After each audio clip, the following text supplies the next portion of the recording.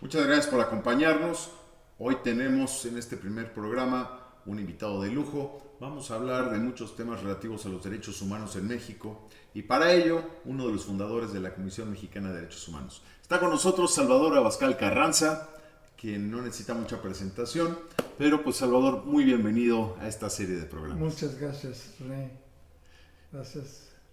Y pues aprovechando que te tenemos aquí desde Cuernavaca, estamos viendo pues que la crisis que se empieza a dar en derechos humanos en México, que considerábamos superada, pues es un escenario muy diferente a cuando se fundó la Comisión de Derechos Humanos, la Comisión Mexicana de Derechos Humanos, en 1988, que fue pionera. Entonces había otra serie de problemáticas en materia de derechos humanos que han evolucionado. Pero cuéntanos de ese 1988, cuando tú y varios más, que quiero que nos platiques de ellos, deciden fundar la Comisión Mexicana de Derechos Humanos.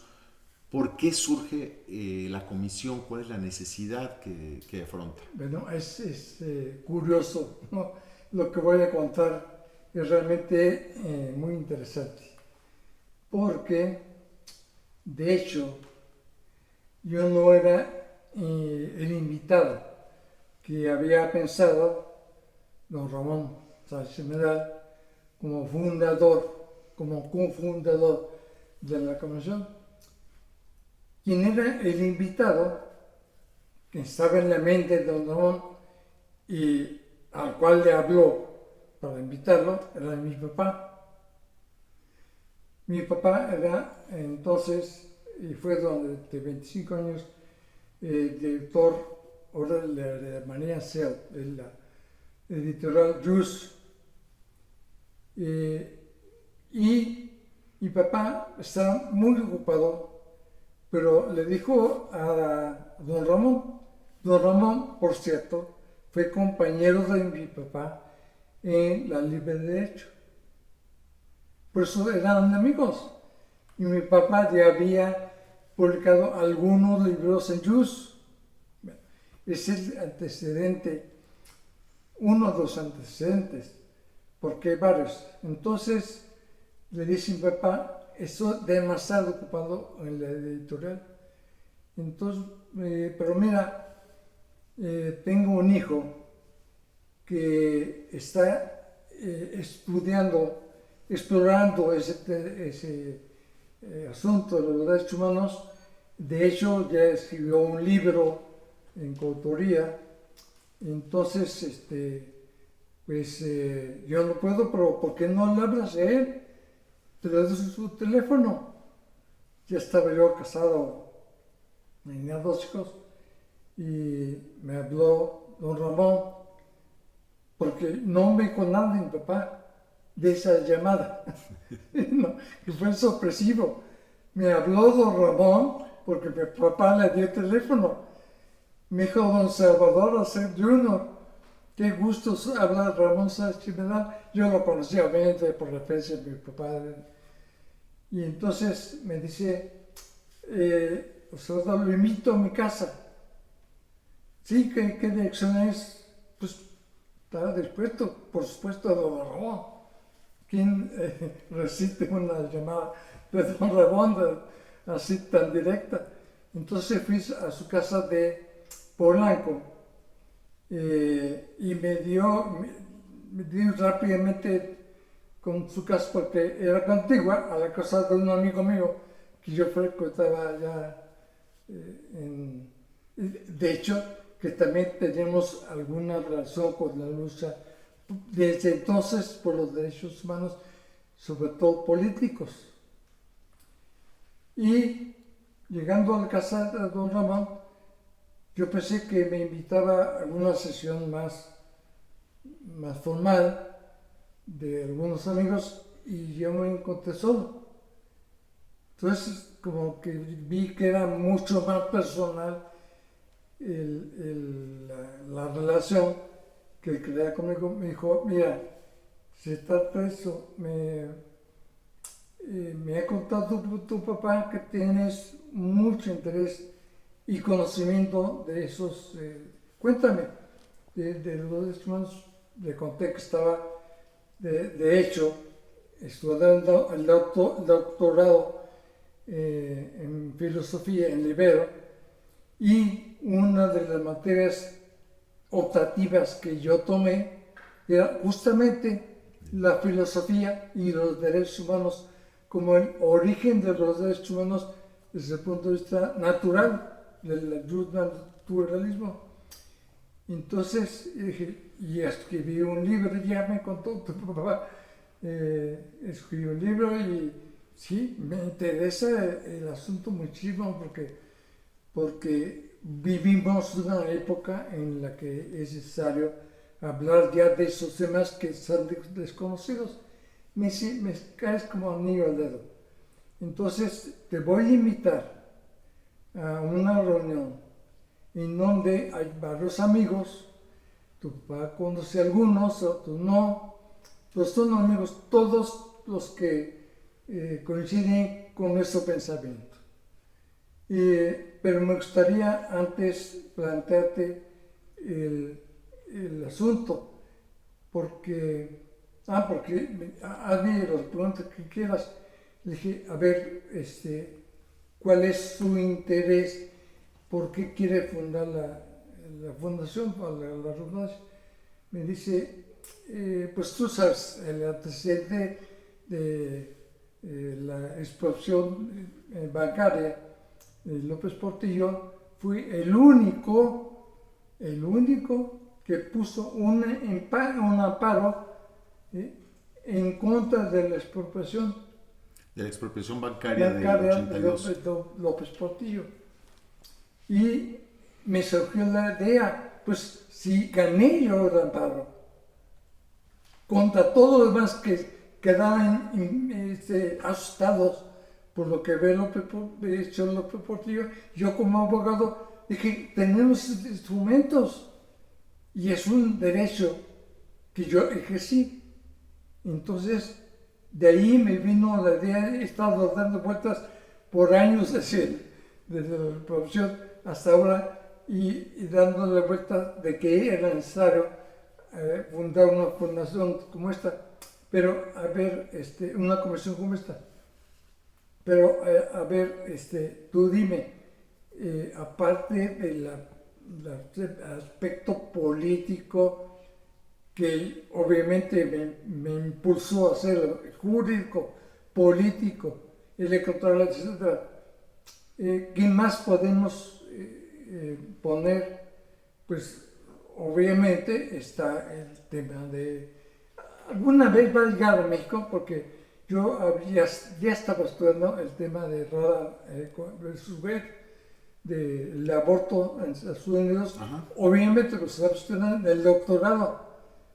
Y el maestro, me acuerdo muy bien, que era un maestro muy notable, muy carismático, y me dijo, no tarda México en imitar, todo lo imita de los Estados Unidos.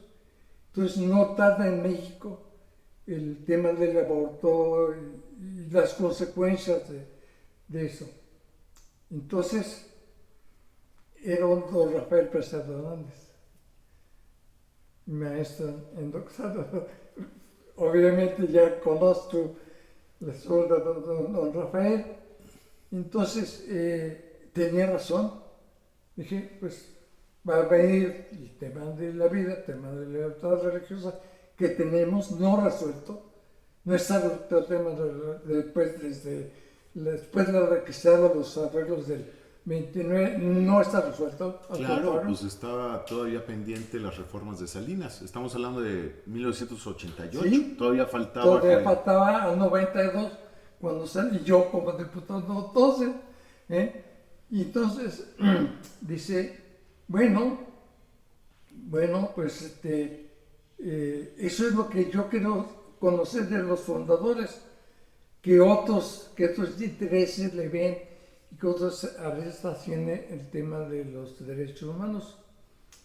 Entonces te voy a invitar, para no hacerte cuento largo, ya me invita también en su casa, que era una casa grande, Polanco, muy bonita, me invita a una sesión de preparación, porque había, obviamente, el abogado y muchos otros abogados, pero había un ingeniero, había un arquitecto, pero muchos abogados y yo el único filósofo. Entonces, bueno, dice, hay variedad aquí de profesiones, intereses, y entre todos podemos ir pues armando el rompecabezas. Y de ahí sale también los fundamentos de la comisión. Por eso también el énfasis político y electoral que todavía tiene. Algunos me han dicho, "Oh, pero la comisión se ocupa de asuntos electorales, sí, hace muchos años". Y entonces les cuento, bueno, originalmente era uno de los motivos de la fundación de la comisión. Claro, los derechos políticos, Los políticos electorales. Entonces, pero todavía no se hablaba mucho de la vida de la familia. Sí, no había ese reto todavía. No había el reto, pero le dije a Román, ese va a ser porque todo se imita, lo que pasa allá se imita aquí. Dicho y hecho, sucedió. Pero luego platicamos de eso, que es interesante. Solo que en 1989, un año después, ganó elecciones, bueno, en 88 ganó las elecciones, porque hay elecciones federales, nada más que la fundación de la comisión se funda en marzo. En marzo y la elección es en julio. Y la elección es en julio, pegadita. Entonces, en fin, y después de un periodo como yo en la Cámara de Diputados, por cierto, soy cofundador también de la primera Comisión de Derechos Humanos de la Cámara de Diputados. La Comisión Legislativa de Derechos Sí, Humanos. no existía. Y entonces yo le dije al jefe Diego, que era mi jefe, dije, jefe, no hay Comisión de Derechos Humanos. Tiene razón. Habla con el feo, decía el feo, a Gómez Montt, y con Víctor Orduña, era uno de los especialistas en derechos humanos. Entonces, nos pusimos de acuerdo los seis, vamos a hacer una iniciativa. La subimos y se creó la Comisión de Derechos Humanos Legislativa. Y fue el secretario de dicha comisión. Entonces, digamos que fue mi primer acto derivado de haber tenido tanto interés que me refrescó, me impulsó don Ramón, que dije, ese es mi meta importante. De hecho, me he dedicado toda mi vida a estudiar los derechos humanos, hasta la fecha. Terminé el doctorado y escribí mi tesis doctoral sobre derechos humanos. Todavía no presento el examen, pero se vino la pandemia. El doctorado lo hice muy lentamente, a través del tiempo, una materia tras otra, en fin, como se puede hacer en el ver. Total, eso fue la fundación y la consecuencia inmediata de haber sido parte de eso. En un tiempo fue la casa de don Ramón, mucho tiempo, la sede de la comisión. Y ya después, de hecho, cuando murió, cambiamos hasta que murió, era la sede. Y ya cuando murió, poco antes, ya está enfermo, se cambió a la Comuna del Valle. Pero en el ínterin hubo una cosa muy curiosa. Después de la Cámara de Diputados fui a la Asamblea y en el 92 fui diputado y me tocó todo lo del cambio constitucional de Salinas y en fin, lo que contentaba con el jefe Diego. Pues después fui a la Asamblea y también gané de lo que era el Distrito de Federal. la beca del Distrito Federal. Y entonces algún presidente, no me acuerdo qué, o algún consejero, dijo, pero no, como la comisión no es partidista, no podemos tener un diputado aquí como entonces se decidió que mientras yo fuera diputado, ya sea de la Asamblea o federal, no podía ejercerla en la comisión. A los 6 años se cambió la regla, ¿sí? Y entonces, de 2000 a 2003, fui de nuevo diputado de la Asamblea, pero ya con pleno derecho miembro de la Comisión La Comisión Mexicana de Derechos Humanos. Entonces, por ese lado, pues le agradezco a la Comisión que dijo, bueno, ¿cuál es el problema? No actúa como político, a pesar de que el impulso, porque también, quiero decir, en la Asamblea Legislativa del DF, yo fui fundador de la primera Comisión de Derechos Humanos. Tiene consecuencias, todo eso tiene consecuencias. Fue el iniciador, el fundador de esa comisión legislativa del DF y el primer presidente de esa comisión. Entonces, todavía estaba yo vetado. Después volví a la Asamblea 3 años después, en 2003, el primer tenio del presidente Fox. ¿No? Bueno, del jefe de gobierno, López Obrador. López Obrador. Y bueno, hay cosas que contar también sobre eso, pero quizá no sea el momento, pero lo va a ver. Lo va a ver, sí. Bueno, yo quería preguntarte, Salvador,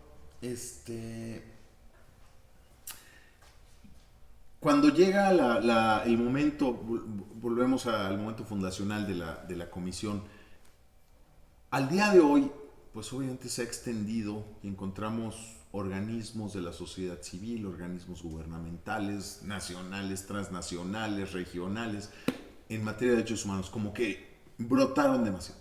Sin embargo, me parece que tenemos una serie de grandes diferencias en la Comisión Mexicana de Derechos Humanos.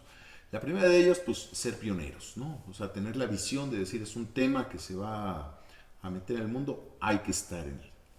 Y la segunda, me parece que el punto de vista, ¿no? Desde,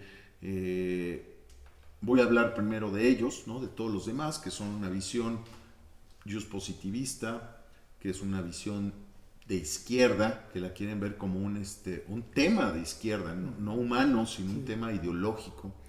Un tema que lo ven también como alejado de lo que es el ser humano, de la dignidad de la persona y todo, como que es una visión diferente. Y en ese sentido, pues la comisión y sus integrantes se han mantenido en la visión originaria, ¿no?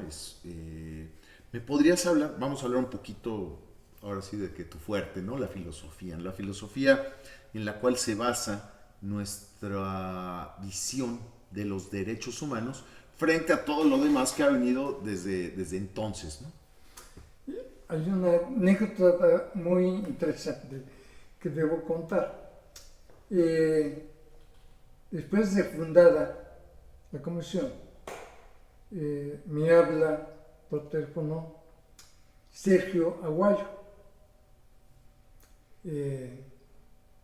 muy conocido como escritor, también fundador de 2 comisiones, y me habló para invitarme a desayunar, de hecho en un restaurante que ya no existe en San Jerónimo, que era muy, muy bueno.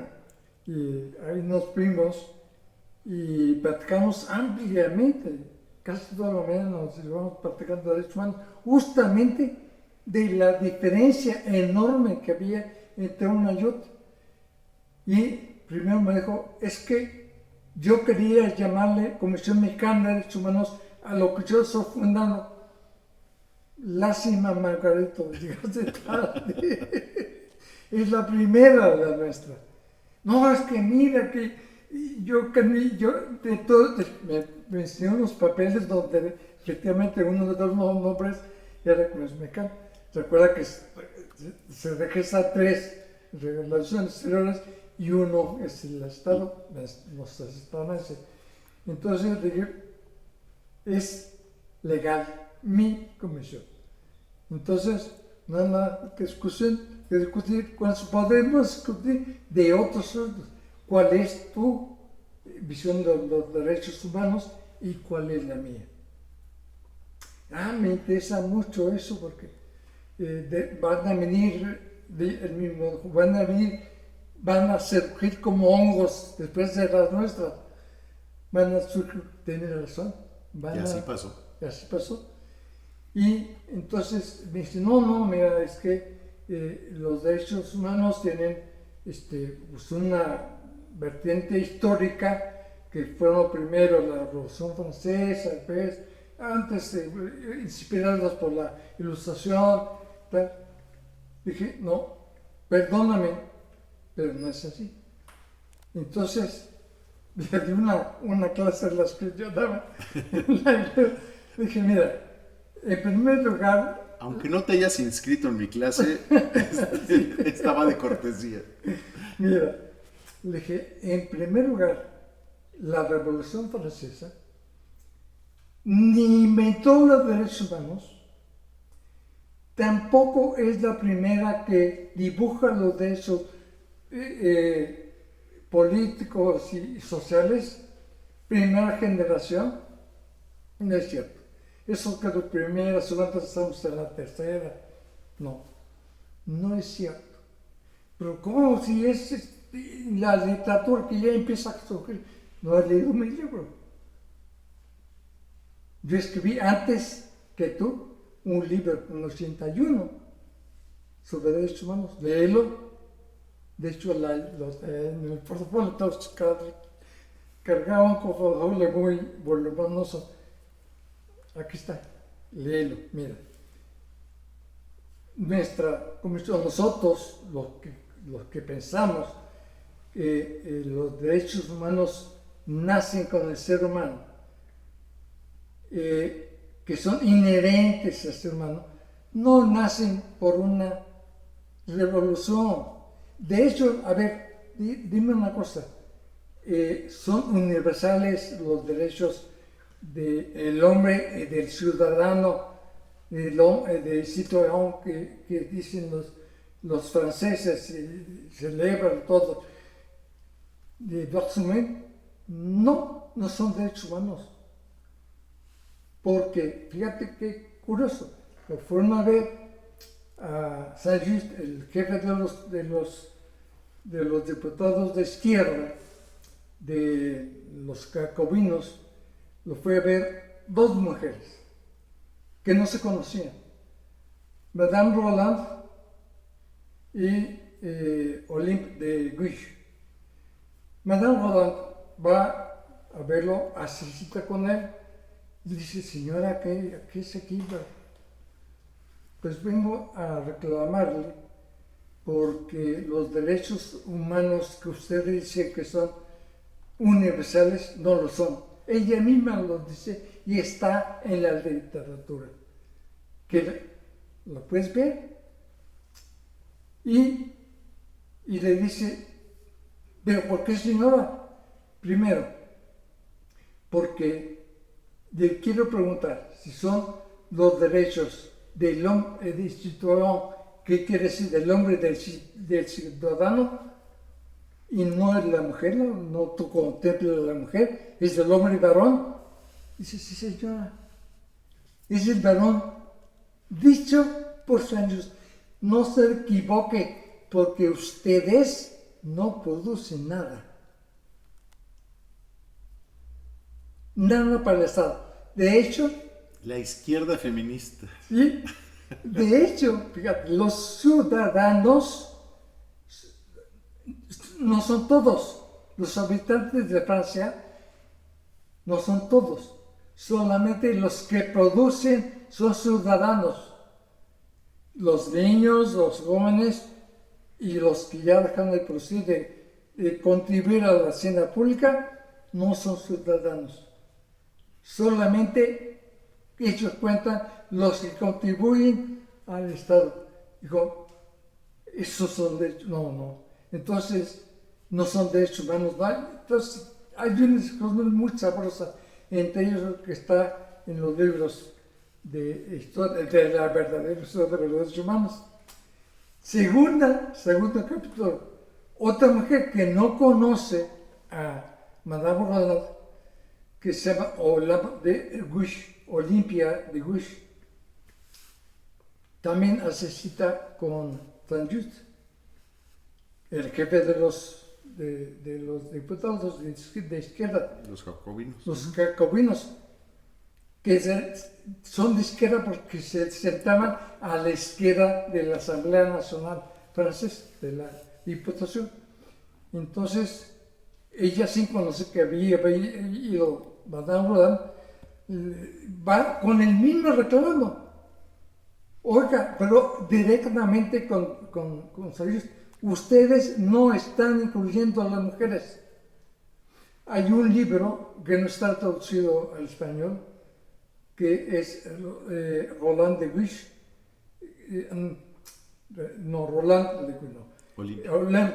Olimpia de Guiche, se le traduce como Olimpia de Guiche, de Baxumen, y los derechos humanos. Y entonces da toda la biografía y todo lo que ella hizo por los derechos humanos. De hecho, es una cosa bellísima. Ella dice, lo mismo le contesta que no es para las mujeres y entonces ella dice, yo quiero defender al rey, sus derechos humanos. No los reales, los derechos del ser humano que se llama rey. De Luis. Entonces, como defensora, sí, quiero ser su defensora de oficio. Me nombro defensora del rey, de los derechos humanos, porque como ser humano, no como rey, tiene sus derechos y merece que se le defienda. Es una mujer extraordinaria en eso. Es pionera en encontrar el tema específico de los derechos humanos. Ser humano. Él, como ser humano, no importa que sea rey o sea mendigo, tiene derechos humanos. Y entonces le dice Saint-Just, lo siento, señor, usted no puede actuar. Usted no puede ¿con qué título actuaría usted? Con mi propio título de defensora, soy humana, aunque usted no me reconozca. Con el título que yo misma me doy. Soy humana y voy a defender a un ser humano, hombre, que está siendo juzgado quizá injustamente. O quizá ni siquiera está siendo juzgado. Pone eso, de hecho no fue juzgado. Entonces, es dos mujeres, es un antecedente de los auténticos derechos humanos. Y en ese punto, Salvador, yo quisiera, la visión que tenemos en la Comisión Mexicana de Derechos Humanos de los derechos humanos, parte de un concepto que es la universalidad, ¿no? Tanto en tiempo como en espacio, nos encontramos que pues no es que los derechos humanos surjan con la Revolución Francesa o con cualquier codificación.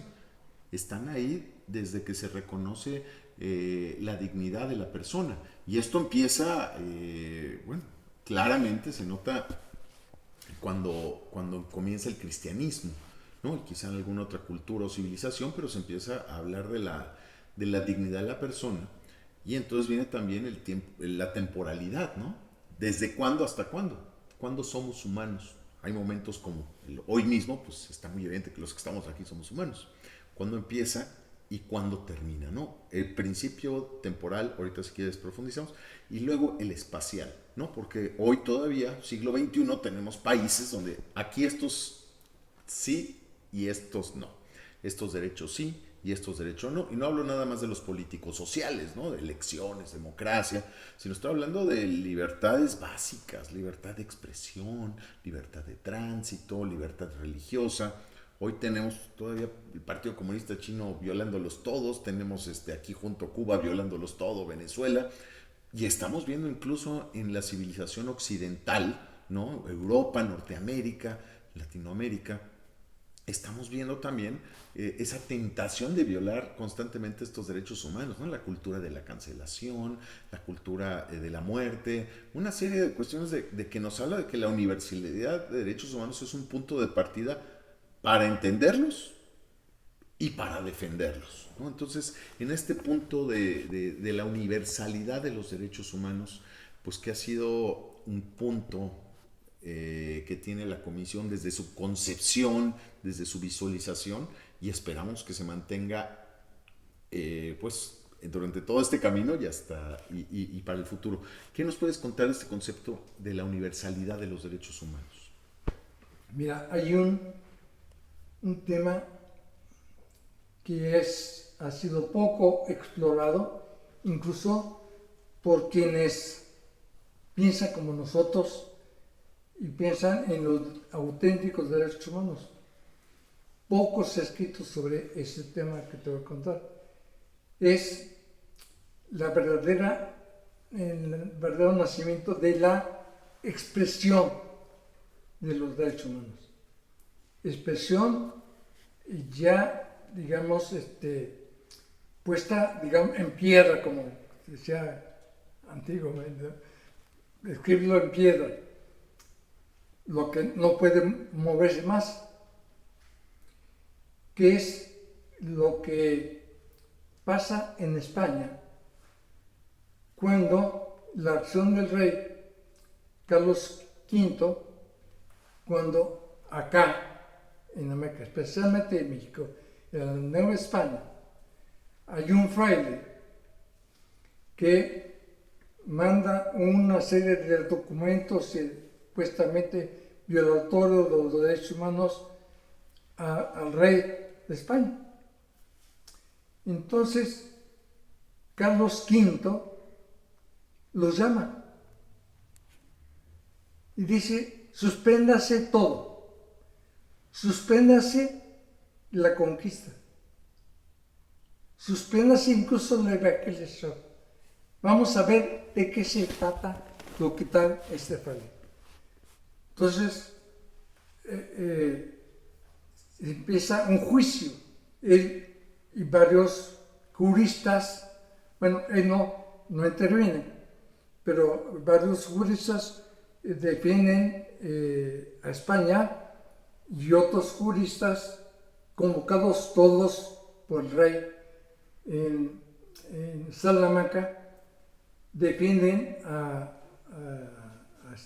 las casas.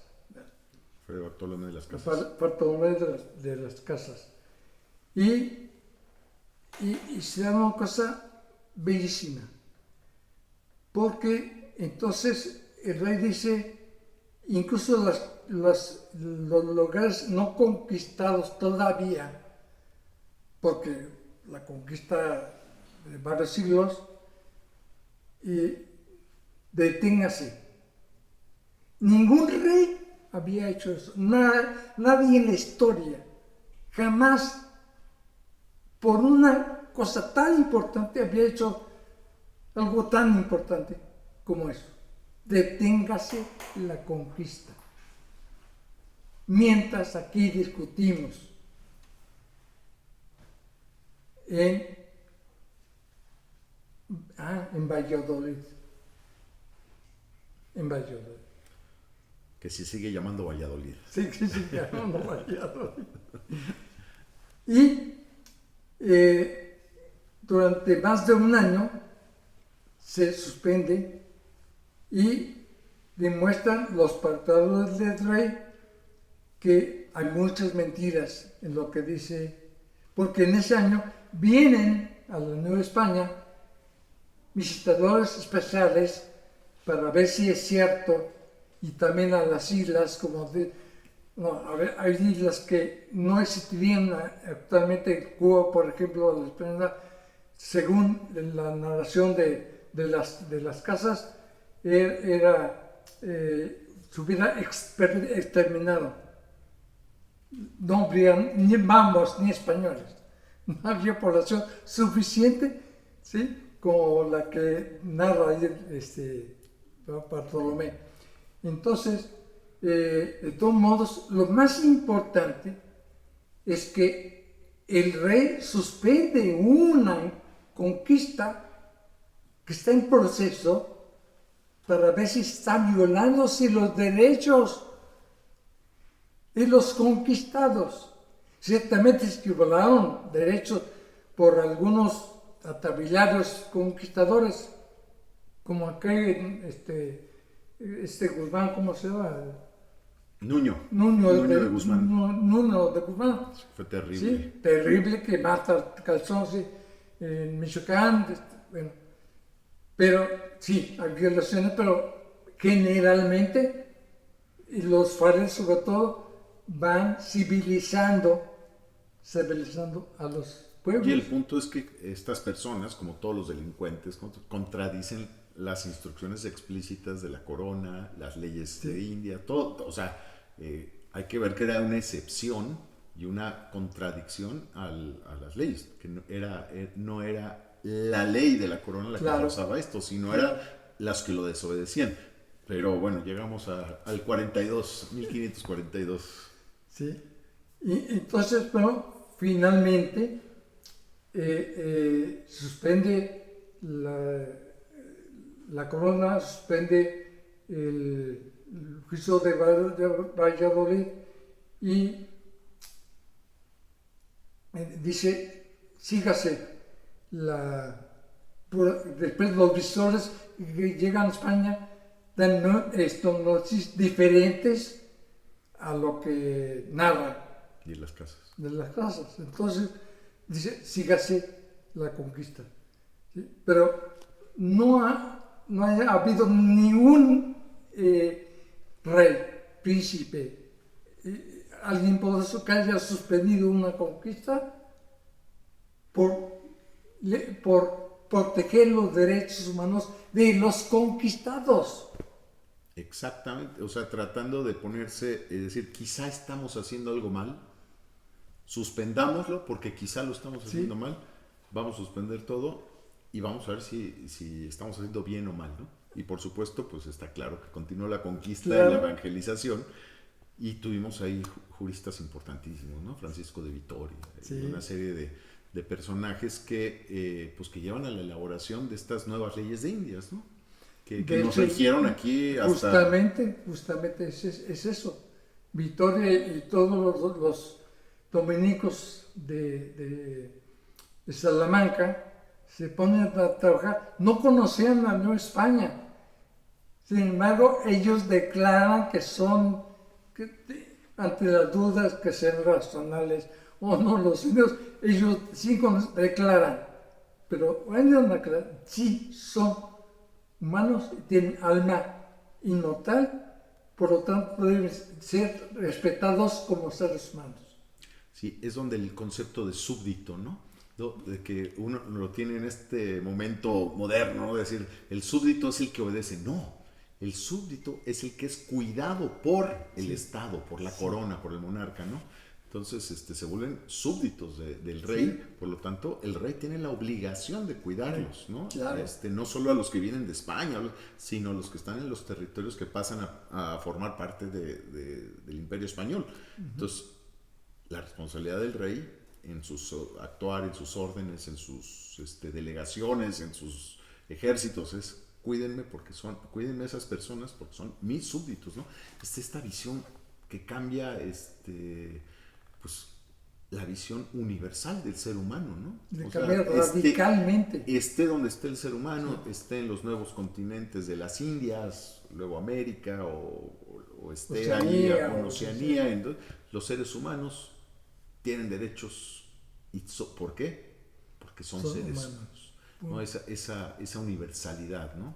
Y esta visión, Salvador, que tenemos y que pues queremos, uno, mantener y dos, pues comunicar, porque sí somos hoy una comisión que tiene una contradicción constante, ¿no? Ante la gran cantidad de especialistas, estudiosos, funcionarios de derechos humanos que tienen una visión muy diferente de los derechos humanos, ¿no? Selectiva, parcial, tendenciosa, ideologizada. Nosotros vamos por la universalidad. Todos los derechos, todos los seres humanos, desde la concepción hasta la muerte natural, en cualquier lugar del universo. Porque un día que llegue el ser humano a otros planetas, También. va a ser ser humano, ¿no? Entonces.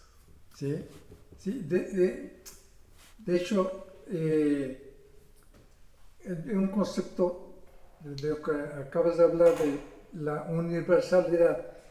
Si el ser humano, vamos a suponer, conquista o llega o habita otro planeta, no deja de ser humano. Actualmente, el mayor peligro de los seres humanos son aquellos que han desnaturalizado los seres humanos, que son los que ya piensan, porque en Estados Unidos, en Silicon Valley, hay toda una organización, tú sabes, de investigadores y hasta una universidad, la humanidad, creo que se llama así, en donde están pensando en la inmortalidad de los seres humanos. Y esa inmortalidad sería cambiarle piezas que estén mal por robots, ¿sí? Es una cosa espantosa. De todos modos, cámbiale las manos, los pies, lo que sea. El corazón, el hígado. De todos modos, es ser humano. Sí, esta corriente que empieza a verse, ¿no? Del transhumanismo, ¿no? Después, cómo cambiar o evolucionar o artificialmente meter al ser humano. Pero pues eso no nos va a cambiar nuestra visión, ¿no? Aunque ellos lo cambien, la universalidad del ser humano, ¿no? Sí. Me parece que es uno de los conceptos transversales y fundamentales de nuestra comisión. Por otro lado,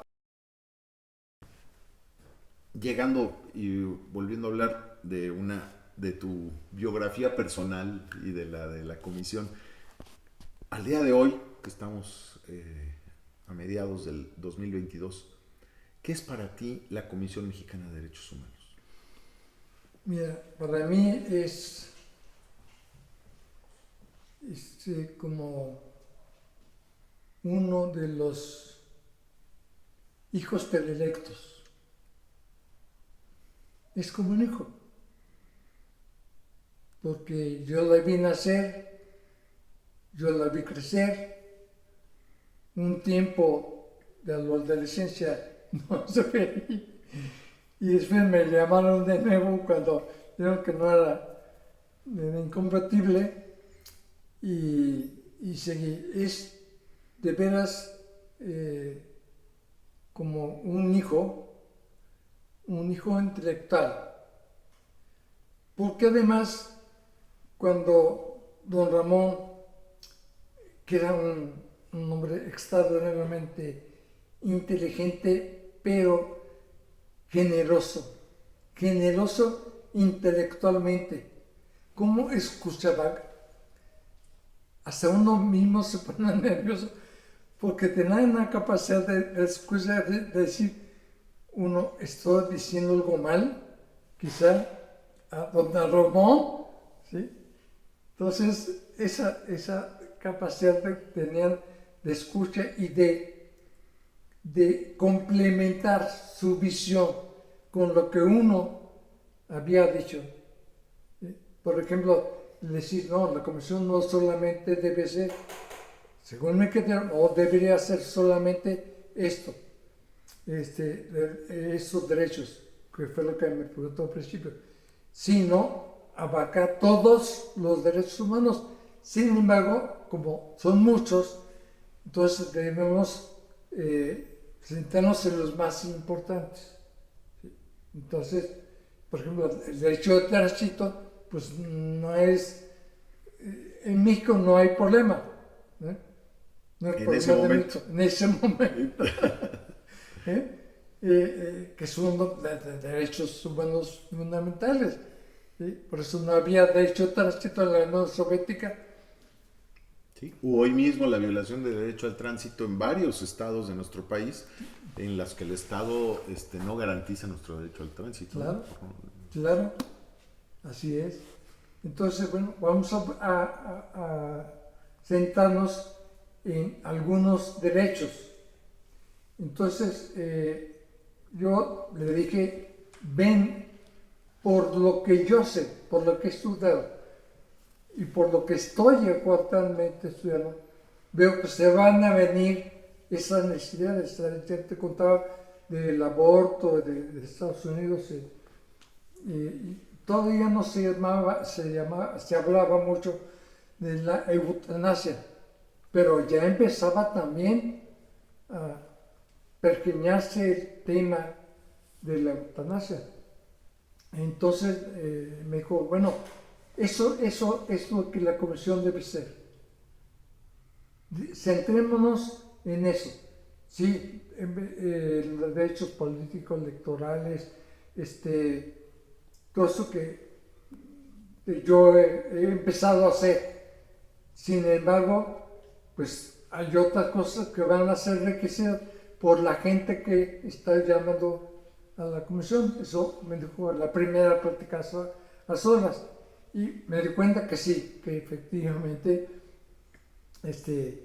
de hecho, ya conocí a algunos de ellos, de los fundadores, y a mi papá le dio mucho gusto cuando le conté, porque me habló a la casa y dijo, ¿cómo te fue con don Ramón? Porque me ofreció hasta, no te había dicho, pero esperé que don Ramón, entonces fuiste y todo. Sí, papá, ya fui esto. Y entonces, pues, cuando vengan me cuentas, porque por teléfono esas cosas no son sabrosas. Entonces ya fui a la casa y ampliamente le comenté, tanto de la primera plática con don Ramón, como de las sucesivas y de la fundación, cuando él llama ya a la fundación y después a hacerla jurídicamente, porque primero la consentimos entre los que estábamos ahí y después jurídicamente ya encargó a los expertos abogados a que hicieran la labor, y de hecho él dijo, lo primero deben defender Comisión Mexicana de Derechos Humanos, deben defender eso, aunque hay tres, que siempre tiene que poner uno o tres posibles denominaciones, defiendan eso porque es lo más importante. De ahí parte todo lo que vamos a hacer nosotros. Entonces, yo creo que don Ramón fue un visionario. Yo lo tengo una estima enorme. De hecho, me pasaba de la casa de don Ramón a la casa de mi amigo, porque le hablé, oye, fíjate que estoy en casa de, no, he ido a la casa, ¿por qué no me han visitado, mal amigo, que no sé qué? No, he salido una noche, no sé qué. Pues un día te pasa de una a otra y a ver si alguna vez me invitas a la casa de Don Raúl. Él no creía mucho en los derechos humanos. Intentamos en hacerlo, sí creía, pero no en hacerlo comisión, no en hacerlo una institución. Fernando Baños, a lo mejor hoy has oído hablar de él también, compañero mío de ciertas aventuras juveniles muy interesantes. Entonces,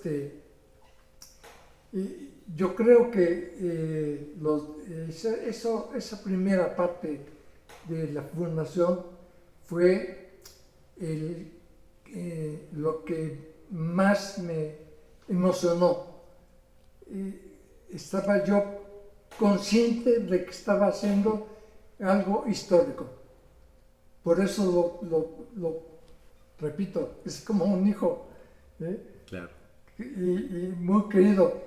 Cuando me dijeron que ya no podía seguir, no te puedo decir quién Dios dijo, pero y porque la política, no sé qué, y que se podía contaminar.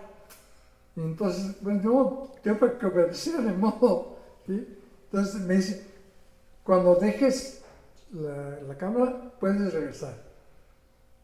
Pero no dije porque pues era una acusada de diputado federal a local. Entonces, pero pasaron 6 años, alguien, ya no me acuerdo quién, pero debe ser un amigo muy modificó los estatutos. Modificó los estatutos y ya me dijo, vente, te invitamos, vamos de nuevo, porque los fundadores aquí tienen un lugar especial. Muchas gracias.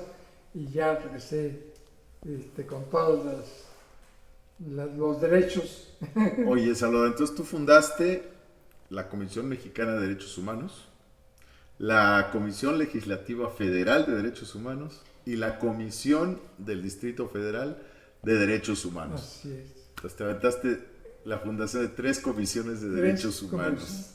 Mira, y las 3 todavía vivas y actuando. Sí, y además, digamos que la experiencia de la primera, que es la Comisión Mexicana, me sirvió. Yo le decía a los compañeros de Pueblos, por aquí es esto. Entonces, prácticamente yo, mira, por ejemplo, para discutir cualquier cosa con las autoridades, yo tenía que discutir con el entonces Ombudsman Nacional, que era el doctor ¿Soberanes? No, con Soberanes fui asesor, pero antes con el otro doctor, que incluso lloró un día, te voy a contar luego lo que pasó, una cosa muy conmovedora. No, era, ¿cómo se me fue? El primero, de hecho, el primer ombudsman que de hecho yo le puse ombudsman. Así como el sueco. Sí, porque él decía, no, pero como un nombre extranjero, no, en todo el mundo se llama ombudsman. No, le podemos llamar derecho ombudsperson. No puedes mezclarlo. No es sexista. Sí, porque si ombudsman, no. Es un término que no tiene género. Punto. Y le dije al doctor, ¿cuál fue el primer presidente de la Comisión de Derechos Humanos? En eso estoy. ¿Cómo se me pudo olvidar? Tuve una relación amplia, muy amplia. Llegó un momento en que ya me consultaba algunas cosas. Me hablaba, oye, ¿tú cómo ves esto? Yo positivista, pero poco a poco fui viendo que los de una naturaleza teníamos razón y él fue cambiando algunas cosas, incluso su discurso en la comisión. ¿Jorge Carpizo? Jorge Carpizo. MacGregor, Sí. Que fue también rector de la UNAM. Sí. Ok. Jorge Carpizo. Que luego también fue procurador de la República. También, bueno. Bueno. Con Ya él, estamos. con él fue con el que, de hecho, digo, mejor tienes que hablar con Carpizo. Porque lo que me está diciendo no me gusta cómo piensan derechos humanos los de allá, los del PRI. No, a ver, imponte, me dijo.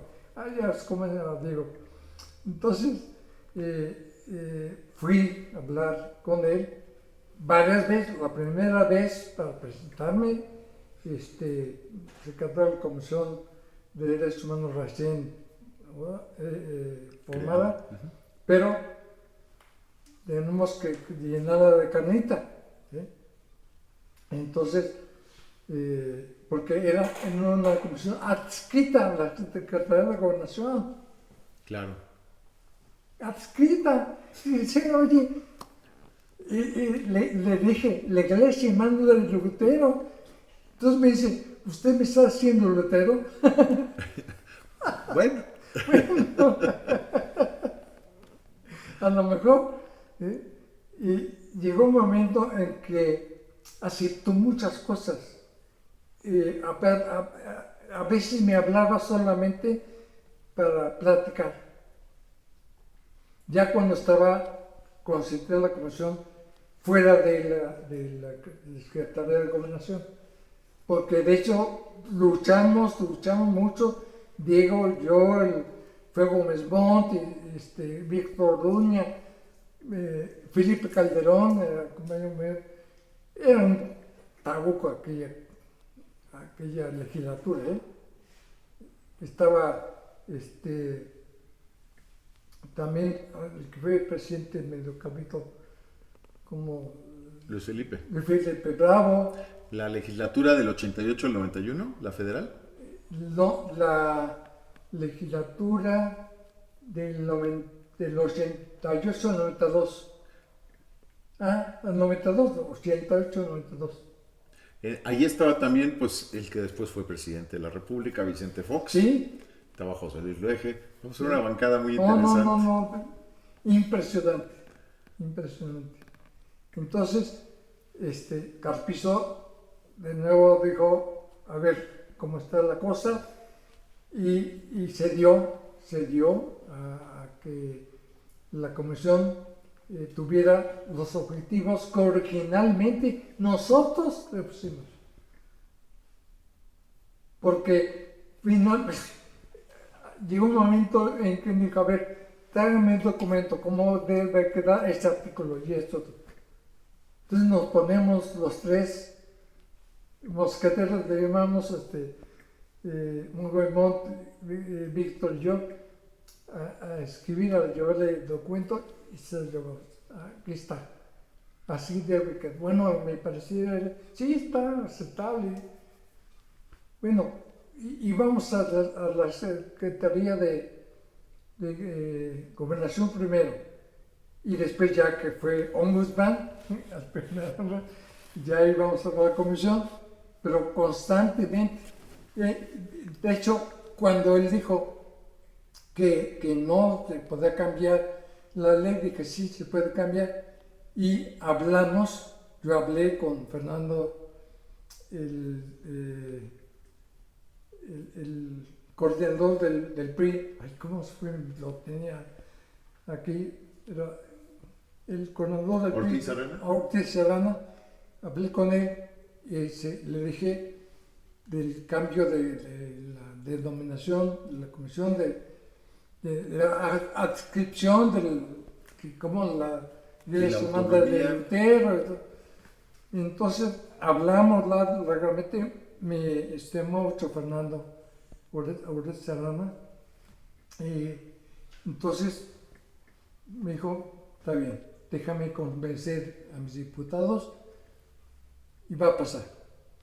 Fíjate, esa lucha por la autonomía del inicio, del origen de la Comisión Nacional de Derechos Humanos, y estamos viviendo hoy que se vuelve un siervo del Poder Ejecutivo, ¿no? Sí. Hoy del presidente López Obrador, sí, ¿no? Además un siervo muy ineficiente, ¿no? Y además ignorante, totalmente, no solamente ineficiente, ignorante, porque hay gente que conoce a los humanos, pero no sabe cómo aplicar, digamos, cómo dirigir una empresa, una institución, ¿no? Pero en ese caso, las dos cosas, ineficiente e ignorante. Y carísima. Y carísima. Y bueno, te quería, ahora continuando con la entrevista, Salvador, hay una especie de trayecto en el cual pues no ha sido de ninguna manera uniforme, ni sencillo, ni tranquilo, de la existencia de la CNDH.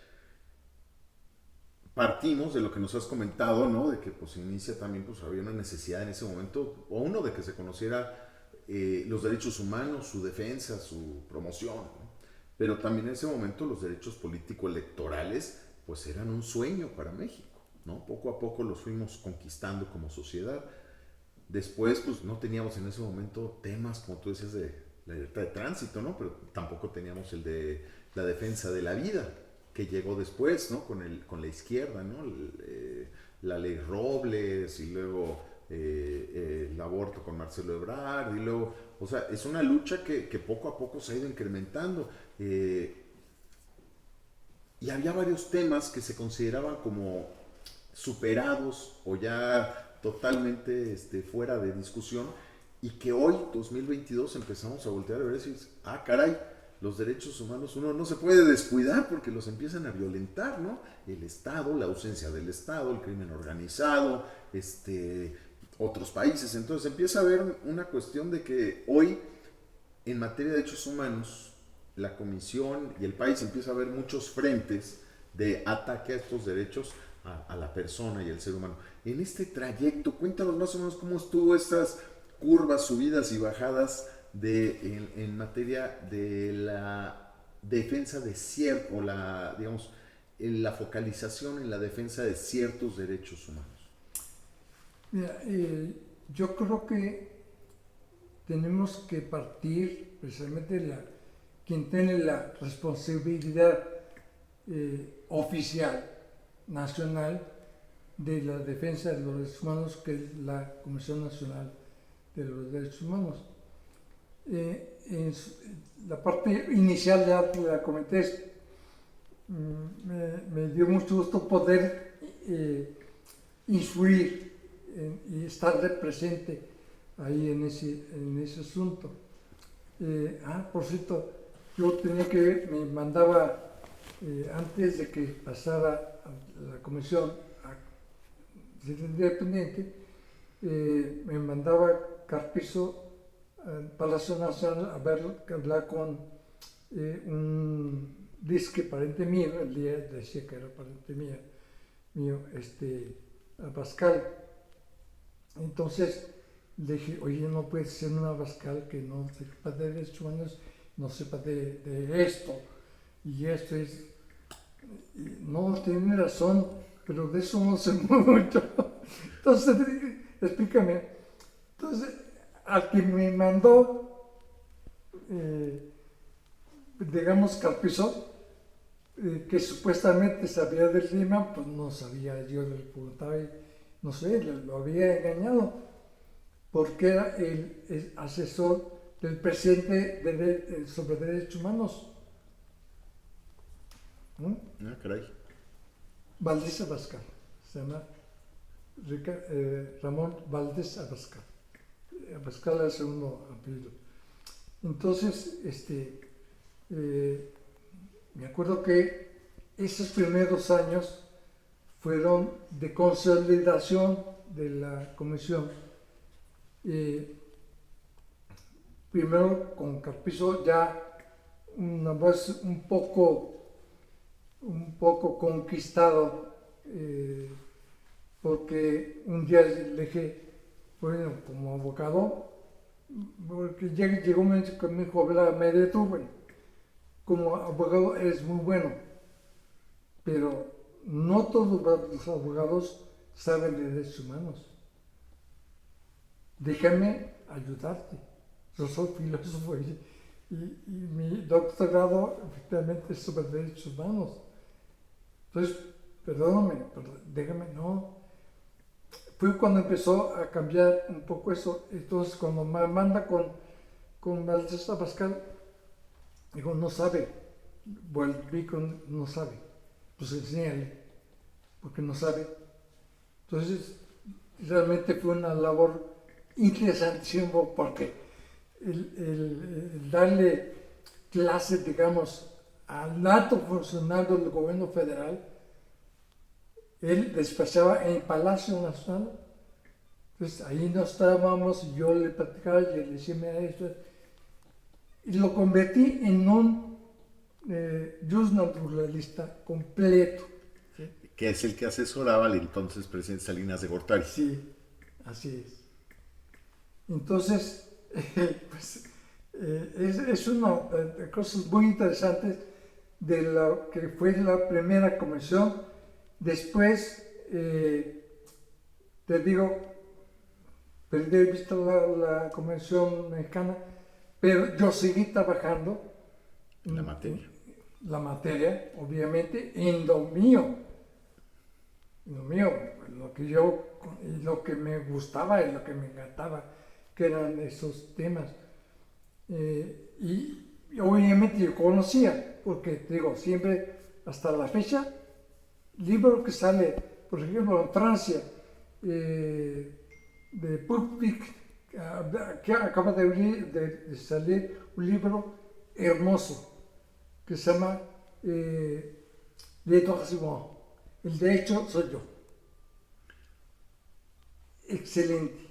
Entonces, De contraparte, Le droits c'est moi. sí. Entonces,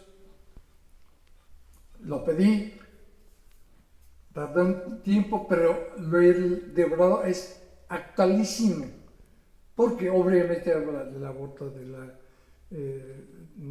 incluso del transhumanismo, ¿sí? Que es un tema actualísimo, de la eutanasia, la eugenesia, que es parte del aborto, etc. Una serie de conceptos totalmente nuevos que hoy están disfrutándose en el mundo entero, y es parte, él es diputado europeo. ¿Cómo se llama? Es Gregory Pupik. Gregor Pupink. Pupik, sí. Sí, es francés. Sí. Gregor Pupik. Y pues, es actualísimo. Entonces, y no es que evolucionen los derechos humanos, es que, mira, Maritain tiene una teoría maravillosa que es la de el crecimiento del bien y del mal en la historia. El trigo y la cizaña toma como base el Evangelio de Jesús sobre el trigo y la cizaña.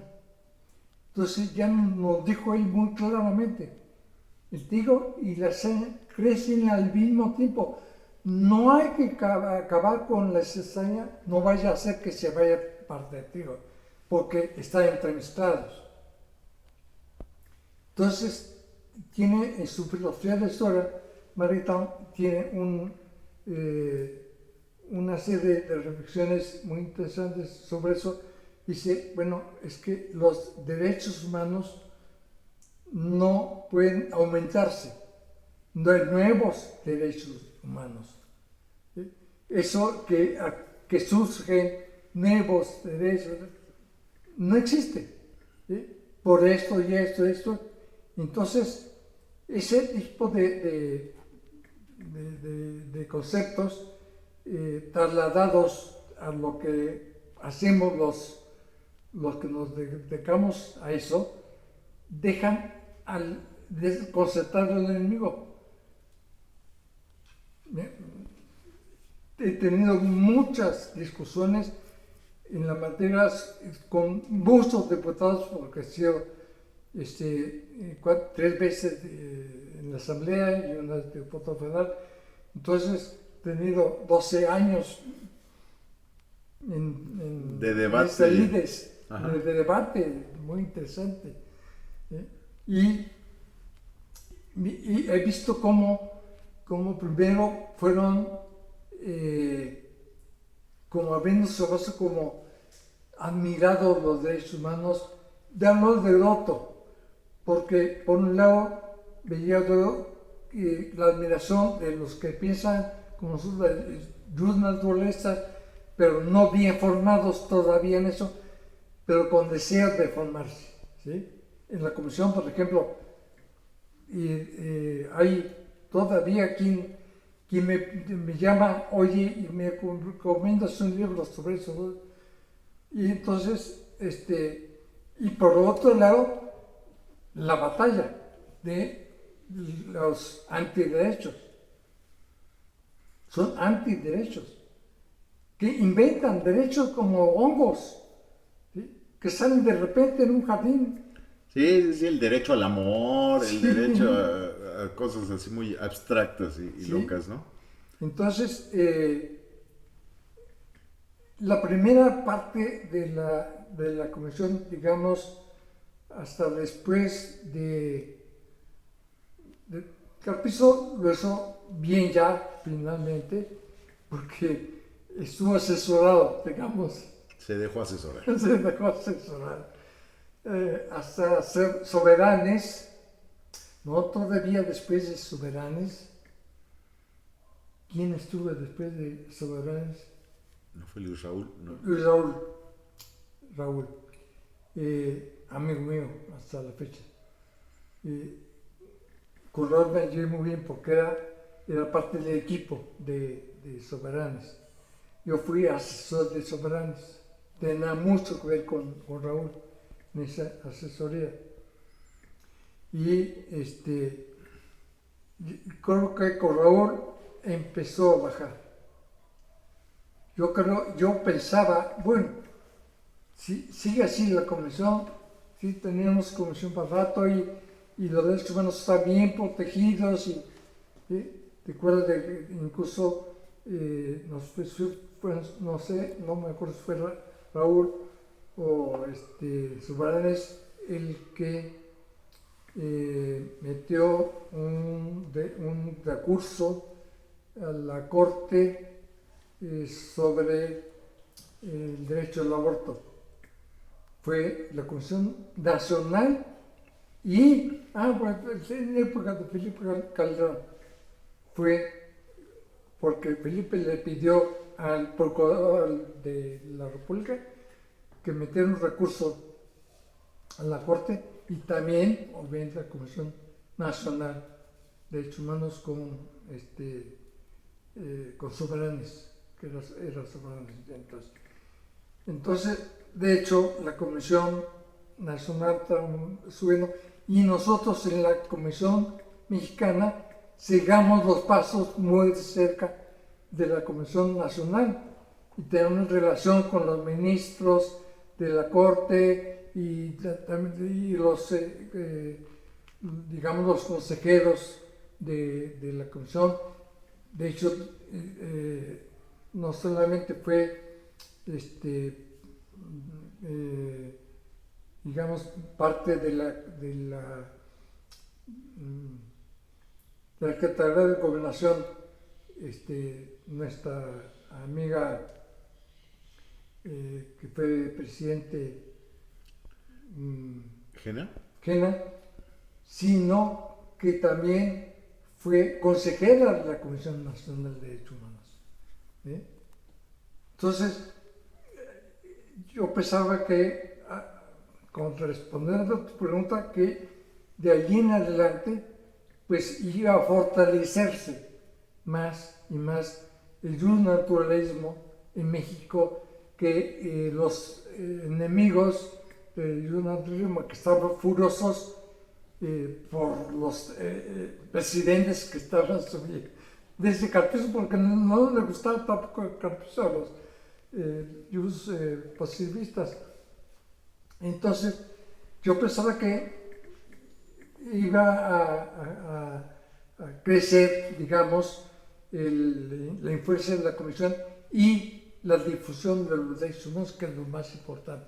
La difusión y defensa de los derechos humanos. Pero después de Raúl empezó la decadencia. Y bueno, llegando al ridículo del día de hoy, ¿no? Llegando al ridículo. De hecho,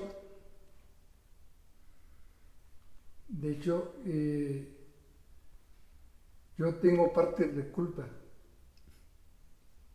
Mea culpa. Dentro de las cosas buenas que he contado, hay una cosa mala que también me salió mal. Es que cuando se iba a elegir al nuevo ombudsman de la capital, yo era el diputado. Entonces había varios candidatos, pero el PRI y el PRD habían vetado de manera absoluta a nuestro candidato. Y solo quedaba votar por el PRI o por uno independiente que ni siquiera era apoyado por el PRD porque tenía el suyo, pero surgió en la terna uno tercero independiente, que me engañó. Y te voy a contar este y otro fracaso también. ¿Que ahora es senador? Sí, que hoy es senador. Porque yo lo conocía, yo lo traté mucho. Incluso él me hablaba maravillas de la relación de su papá con mi papá. Y yo decía, pues es de los nuestros, ¿no? Y me engañó, porque me dijo, no, por supuesto, de un naturalismo y tal. Y entonces, yo era presidente de la Comisión de Derechos Humanos.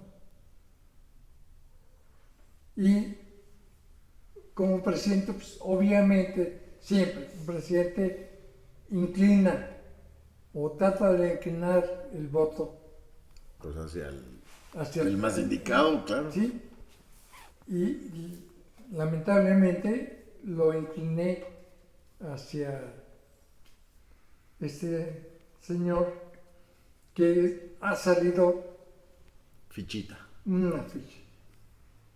Y te voy a contar otra cosa también que marca más bien también la decadencia de la corte.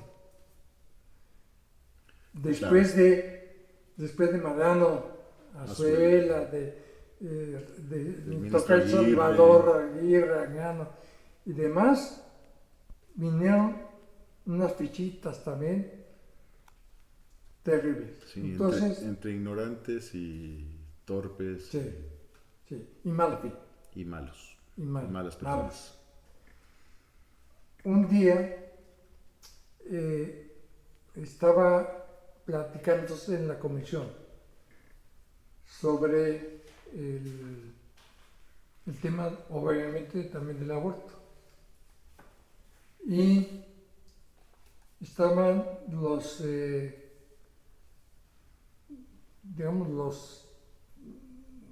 ministros de la Corte por votar una resolución que después, que después restauró a favor del aborto Tú sabes que hubo toda una presentación de un libro que salió de el derecho frente a la Corte. Así ¿no? es. Los derechos humanos frente a la Corte. Y en el cual mi hermano Carlos me pidió, dijo, yo quiero presentar una ponencia, porque no podemos ser 2 horas. Entonces, dijo, no, claro, tú, como secretario de Gobernación, tienes mano.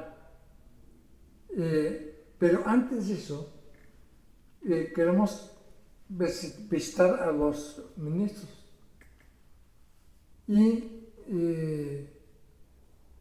Gina era todavía parte de la Secretaría de Gobernación, de Derechos Humanos. Entonces, dije, no, creo que sí hay todavía posibilidad de que esto no avance. Nos quedamos, mi hermano y yo, de ver a varios ministros. Y un día, que íbamos a ver cada uno a uno y luego nos comentamos qué había pasado, yo me estreché con mi tocayo y bueno, fue una charla amenísima y luego dice mi hermano, ¿por qué no vas con Mariano? Pues también me va a ir muy bien.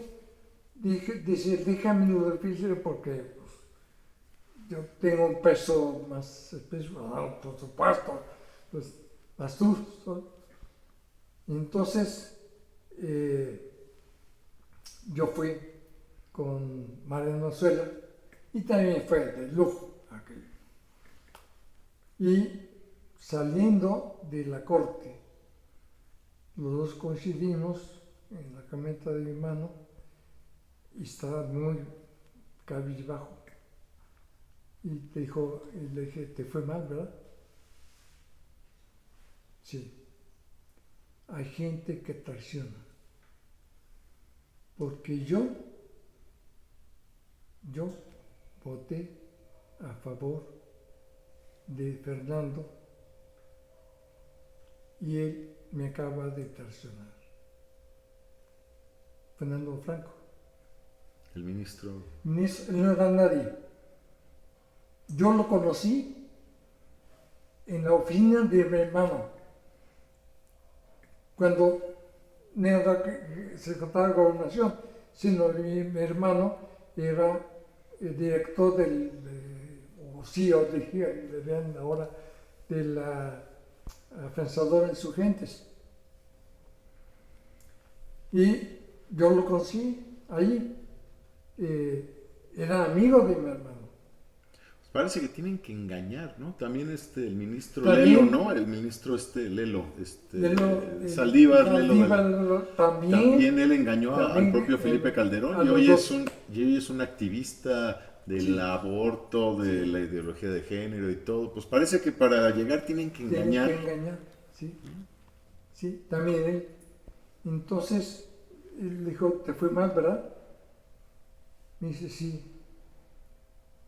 Yo pensé que había personas que traicionan, pero no de tal manera. Dije, entonces, no te fue mal, te fue horrible, sí. Horrible con esto. No sabes hablar con él, una tortura, serle severo.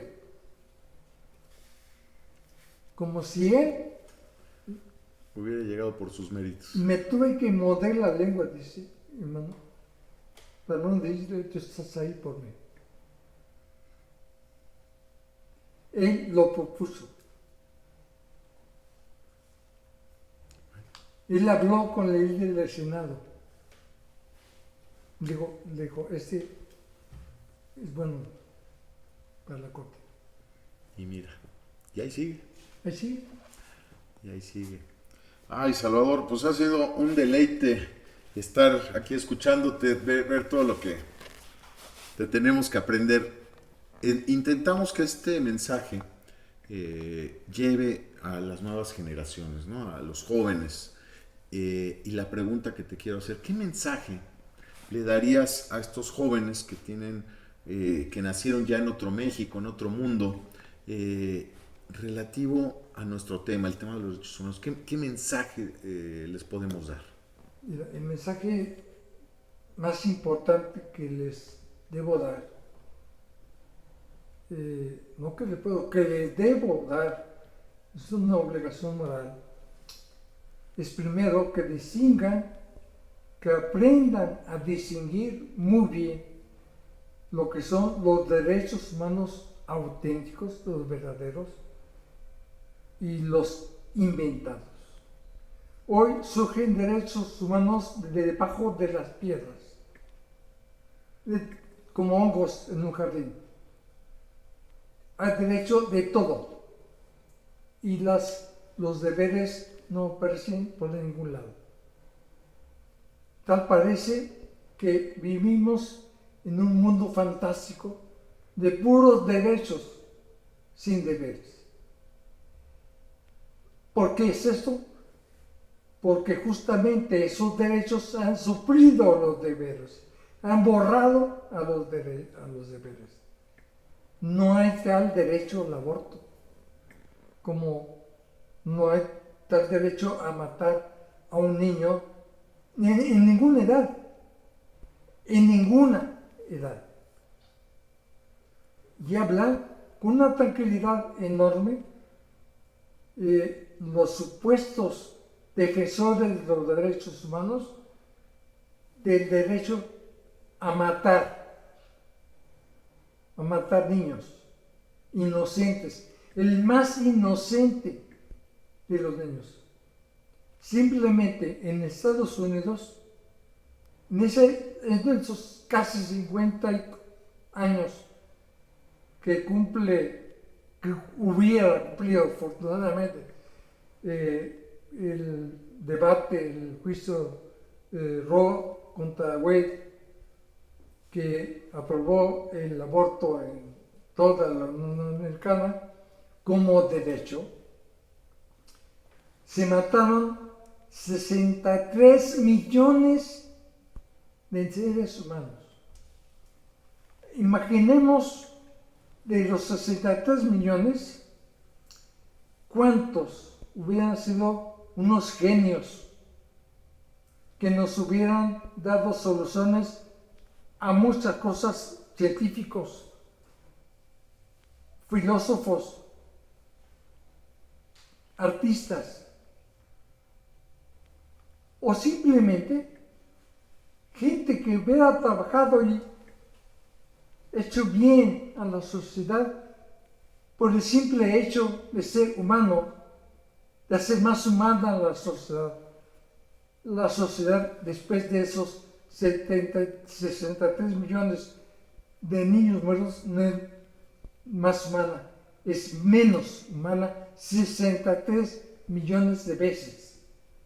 Porque cada ser humano matado así es una tragedia. No es una estadística. Stalin decía que la muerte de un ser humano es una tragedia, pero la muerte de 1 millón es una estadística. Estamos hablando solo en Estados Unidos de 63 millones. En España se habla de 27 millones. En Francia se habla de 30 y tantos millones. En Alemania, en Italia, son millones y millones que se suman de niños muertos. Una mujer que aborta, pobrecita, a mí me dan mucha lástima, mucha compasión las mujeres que abortan, porque muchas veces son engañadas. Ellas quieren evitar ser madres. Quiero decirles una cosa, no pueden evitar ser madres, ya son mamás, pero de un niño muerto. se oye muy feo, trágico, esa es la verdad. No crean, jóvenes, que la vida es un juego. No crean lo que ven en las redes sociales sobre la eutanasia. También como, bueno, pues ya tendrá que morirse, mejor lo matamos. ¿Quién tiene derecho a matar a otro ser humano? Nadie. Ni en el seno materno, ni en el hecho de muerte. En ninguna parte de su desarrollo. Hay que dejar que el ser humano viva y muera cuando su naturaleza o sus circunstancias lo tengan que condenar. Una enfermedad, simplemente la edad, un accidente, mil cosas, pero no matarlo. No matarás. Ese es un derecho humano. Ese sí es un derecho humano. Sin el cual no hay otros. Sin el cual no hay ninguno. Ninguno. Si no nace un ser humano, pues ¿de qué derechos estamos hablando? ¿Qué derechos humanos de un humano muerto antes de nacer? Pues no hay derecho. Y en este punto, pues la batalla en Estados Unidos les tomó casi 50 años revertir esta terrible posición política, legislativa, judicial, ¿no? En México, bueno, pues la lucha sigue. Hoy tenemos cientos de miles de bebés ya muertos, ¿no? Tanto en instancias públicas como privadas. Pero pues la lucha la tenemos que seguir dando por todos los que estamos y por todos los que estarán, ¿no? Entonces esto convalida la vigencia de nuestra lucha por los derechos humanos, empezando por el uno, ¿no? El derecho a la vida. La vida. De hecho, hay una corrección que yo he hecho en mi propio discurso para terminar. Siempre, de hecho, he hablado del derecho a la vida. Todos tenemos derecho a la vida cuando aún no hemos sido concebidos. Pero una vez que fuimos concebidos, ya no tenemos derecho a la que ya tenemos. Tenemos derecho a nacer. De hecho, yo pertenezco a una asociación francesa, a distancia, obviamente, que se llama, de repente he ido allá a visitarlos a París, que se llama Droit de naître, derecho a nacer. Ellos me enseñaron ese tema. Me dijeron, ya es una vida, ya no tiene derecho a. De hecho, una pareja que se va, que quiere concebir a un niño, sí, tiene derecho a tener un hijo, a la vida. Tiene derecho a procrear. Pero, ya procreado, sea como fuera, por accidente, ya es vida, ya tiene derecho a nacer. Y eso, tómenlo muy en cuenta, jóvenes, porque de eso depende el futuro de nuestra sociedad, créanlo o no. Salvador, te agradecemos muchísimo este tiempo que hemos podido compartir contigo, tu historia, tus ideas, tu visión de como tú lo llamas, este hijo tuyo intelectual que es la Comisión Mexicana de Derechos Humanos. De verdad, muchísimas gracias y a todos los que nos atendieron.